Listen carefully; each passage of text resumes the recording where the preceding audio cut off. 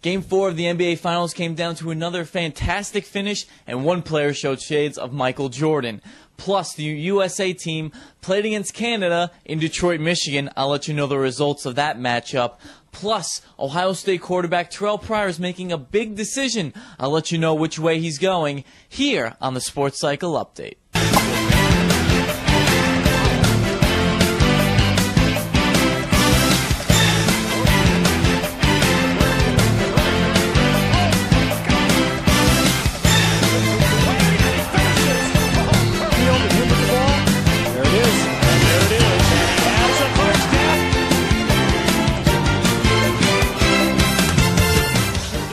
Welcome to the Sports Cycle Update. I'm your host, Donnie Dwyer.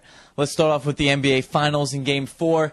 And let me put it this way, folks. This series has been so phenomenal. It's been David and Goliath, athletic versus team defense, versus turning the ball over, leading to points, versus LeBron versus Nowitzki, Kidd and Wade. It's been fantastic matchups. And I got to tell you that Game 4 in Dallas had a fantastic finish, and I don't want to talk anymore. Let's go straight to the highlights.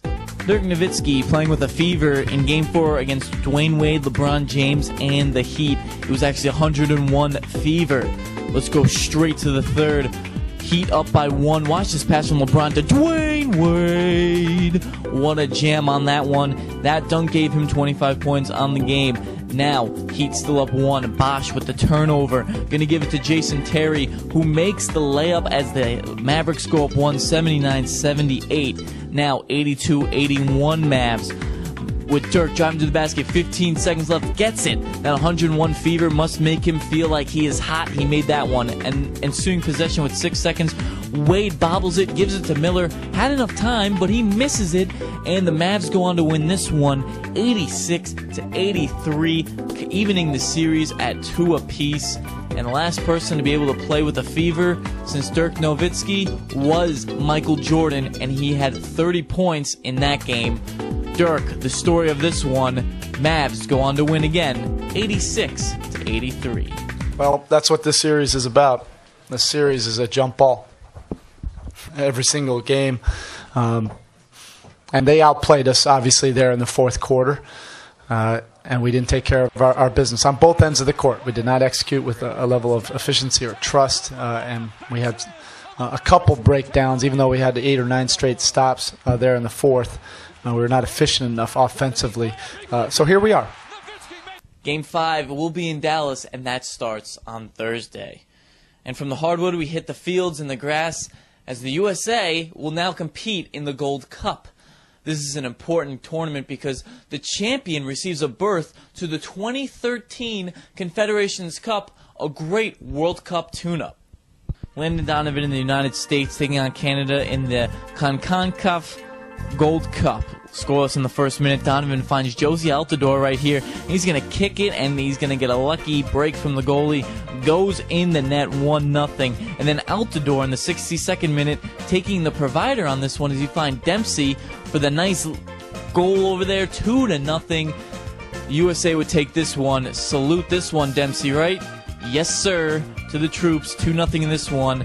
Getting ready for the World Cup in 2014. And from the goalpost, we go to the foul pole as Major League Baseball is continuing on and on. We always bring it up here on the Sports Cycle Update. But here's the thing.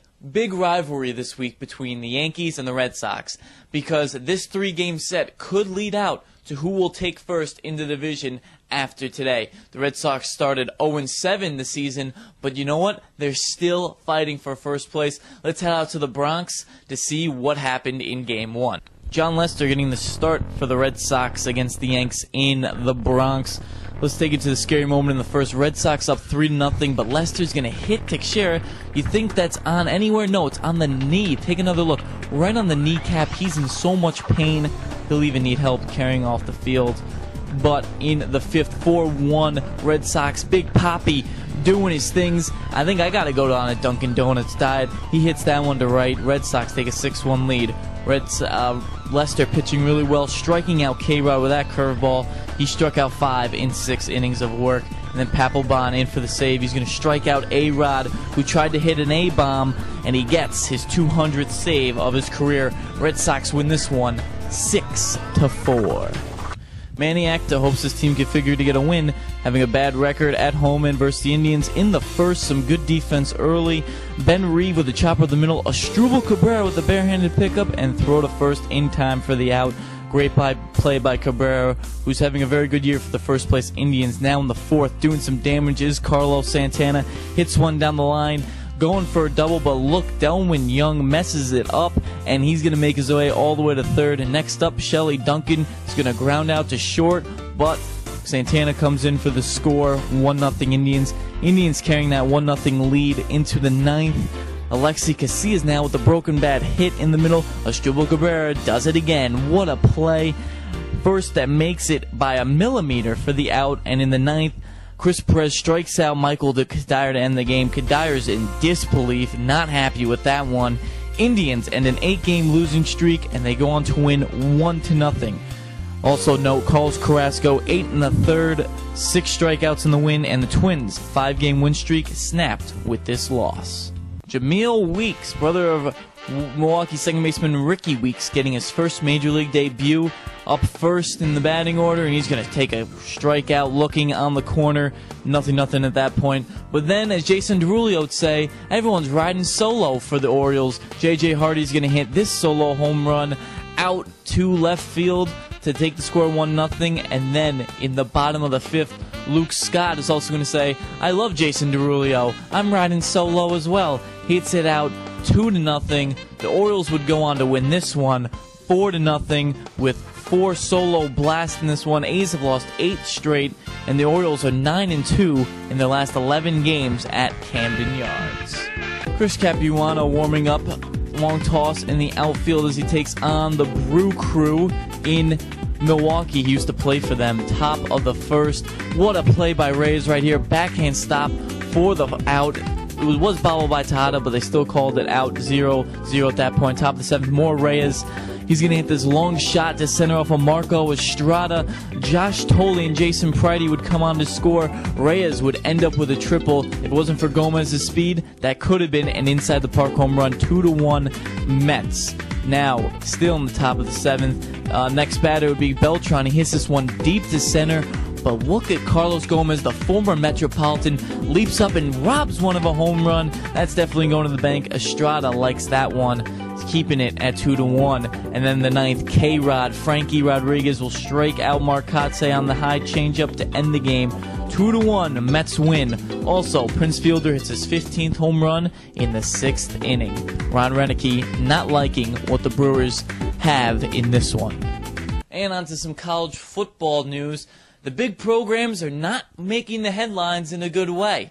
Let's put it this way, Ohio State fans. Terrell Pryor will not be returning for his senior year because of the NCAA investigations and the scandal that he is going through.